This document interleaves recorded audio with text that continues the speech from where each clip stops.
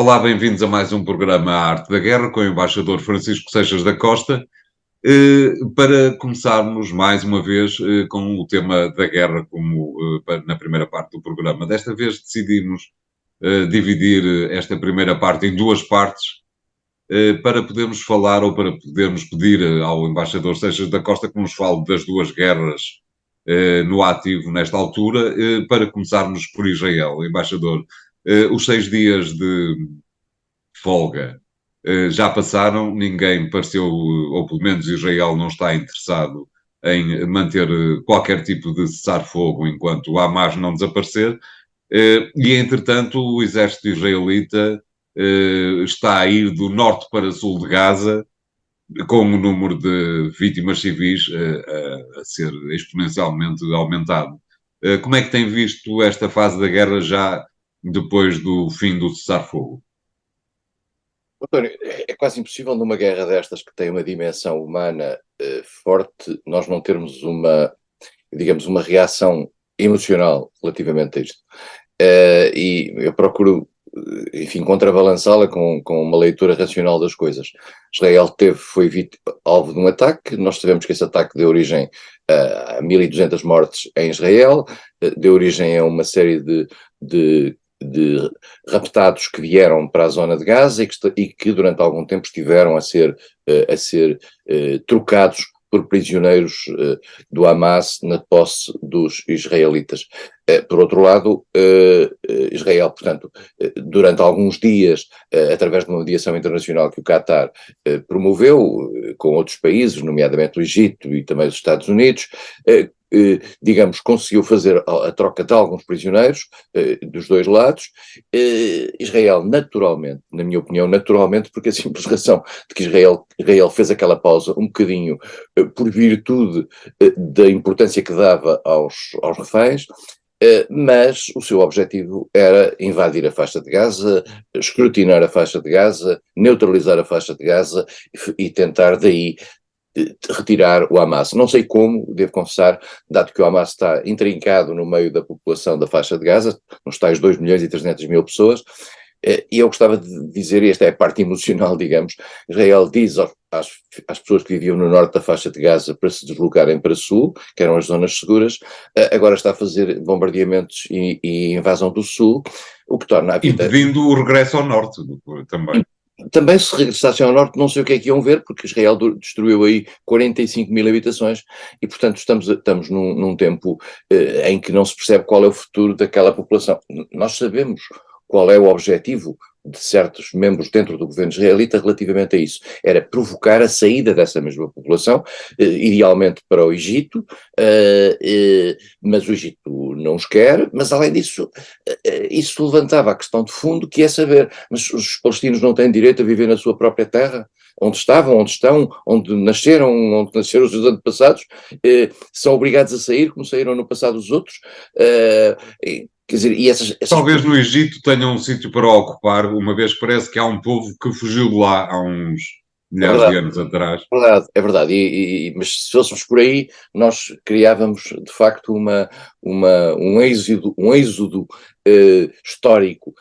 Esta situação é muito grave porque o sofrimento da população civil é altíssimo. Morreram neste momento, no momento em que falamos, cerca de 16.000 pessoas, estamos a falar de 16.000 pessoas. Em Israel, durante o ataque, morreram 1.200, 16.000 pessoas entre a população civil e eventualmente militantes do Hamas, mas imensas crianças neste quadro. Todas as organizações internacionais, volto a dizer, todas as organizações internacionais, sem exceção, que estão presentes no território, estão todas, e estão muitas, dizem que se trata de uma situação catastrófica sobre o ponto de vista humanitário, e a pergunta é saber se uma questão de defesa de Israel não tem limites naquilo que é o seu contraponto, isto é, se essa defesa pode sacrificar populações civis neste limiar. é este o problema, quer dizer, a comunidade internacional faz proclamações declaratórias, ao mesmo tempo sempre naquele velho balanço, por um lado Israel tem o direito a defender, por um lado Israel deve ter cuidado e não prejudicar e não afetar populações civis.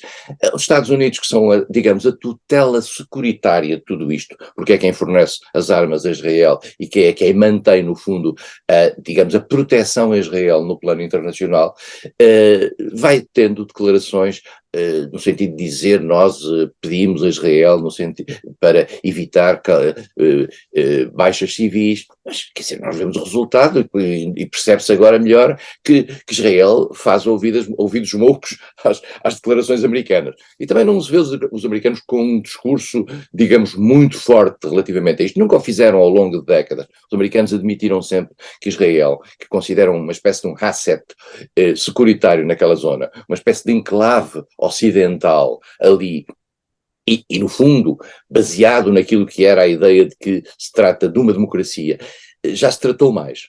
Devo dizer, a democracia em Israel já esteve melhor protegida do que está agora, tendo em atenção que Israel está cada vez mais, eu digo isto com todas as palavras, a caminhar para um modelo de apartheid e para um modelo similar, enfim, talvez com algumas nuances, àquele que existia na África do Sul. Israel está a perder as suas credenciais, este é o ponto, Israel está a perder as suas credenciais democráticas e o mundo começa a cansar-se relativamente à proteção sistemática que dá à questão da defesa de Israel no plano internacional, e começa a acordar, e isso é um mérito do Hamas, assim, há que reconhecer que as ações terroristas têm isto como contraponto, a noção que o mundo acordou para aquilo que é a tragédia do povo palestino, que está sem defesas. E eu volto a dizer uma coisa que sempre disse, nós não podemos pôr a segurança de Israel acima da segurança da população palestina. E isso está a ser feito neste momento na comunidade internacional, vamos ser claros. Claro. Vamos passar um pouco mais para Norte, embaixador, para lhe pedir que fale um pouco sobre a guerra na Ucrânia, recordando uma coisa interessante. Esta semana ou a semana passada, o governo português enviou 5 mil pares de cuecas e de tops para as mulheres do exército ucraniano. Não são armas, não são aviões, mas dão jeito para o inverno. De qualquer maneira, uma das principais críticas que neste momento estão novamente em cima da mesa é o facto de a comunidade internacional que apoia a Ucrânia contra a Rússia não estar a prover o exército ucraniano de tudo aquilo que precisa para combater a Rússia. Às portas do inverno, que por acaso já começou e parece que está bravo, teme-se o pior. Quanto à contribuição portuguesa, o que provavelmente aconteceu, se bem conheço o funcionamento destas coisas, é que perante uma lista de pedidos feitos pelo governo ucraniano, o governo português, à luz daquilo que tinha disponível, terá dito nós podemos fornecer isto, aquilo e aquilo outro. E se isto, aquilo e aquilo outro significa cuecas e tops, faz aquilo que pode em função da sua disponibilidade. Eu sobre essa matéria não critico, devo dizer que, sob o ponto de vista mediático, não é propriamente, digamos, o mais sonante a circunstância de nós estarmos com esse tipo de produtos no topo daquilo que é a nossa contribuição neste momento. Vale a pena dizer que no passado já demos muitas coisas para a Ucrânia, talvez até algumas que podiam pôr, eu diria, em causa o próprio equipamento das Forças Armadas Portuguesas, mas portanto é uma curiosidade que obviamente é um fait divers para efeitos mediáticos, claramente. O que se nota neste momento na comunidade internacional, depois de um discurso muito forte que o secretário-geral da NATO, Stoltenberg, fez durante a reunião dos ministros dos estrangeiros da NATO, no sentido de dizer que a NATO estava disponível para ir com a Ucrânia até ao fim, como sempre disse. Depois disso, Stoltenberg, um pouco surpreendentemente, avisou os países NATO que se deveriam estar preparados para más notícias. E as más notícias o que é que são? As más notícias, aparentemente, o que são duas coisas. Em primeiro lugar, a capacidade russa de avançar em várias frentes, com muitas perdas. Fala-se que na globalidade os russos já terão perdido mais de 300 mil pessoas nesta guerra, o que é uma coisa extraordinária, talvez não extraordinária para a Rússia, mas é extraordinária sob o ponto de vista global. É uma guerra de atrição em que a Rússia tem tido muitas baixas, a Ucrânia também tem tido imensas baixas, mas a sensação que existe é que aquilo que foi a tentativa de contraofensiva ucraniana falhou, e mais do que isso, os russos procuraram retomar a iniciativa em várias áreas, e isso está a ter algum efeito. E Zelensky está preocupado com isso, e há uma noção de que a guerra está a ser desfavorável para a Ucrânia. Resta saber a que ponto. Isto levanta também um outro problema que está a emergir dentro da Ucrânia, que é uma conflitualidade entre Zelensky e o chefe de Estado-Maior-General das Forças Armadas, que, ao que parece, ele próprio terá tido contactos com o mundo ocidental, pondo em causa até, mas isso digamos, são os rumores que aparecem, a própria liderança de Zelensky no plano militar, isto é, que o Palácio Presidencial estaria a tomar decisões no plano militar que ele próprio não veria com bons olhos. Há quem diga que Zaluzky, que é o chefe de Estado-Maior-General das Forças Armadas, seria, digamos, uma personalidade alternativa a Zelensky numa futura liderança da Ucrânia. Resta saber se isso também significaria uma mudança da postura da Ucrânia, nomeadamente em termos da negociação, de uma eventual negociação com a Rússia.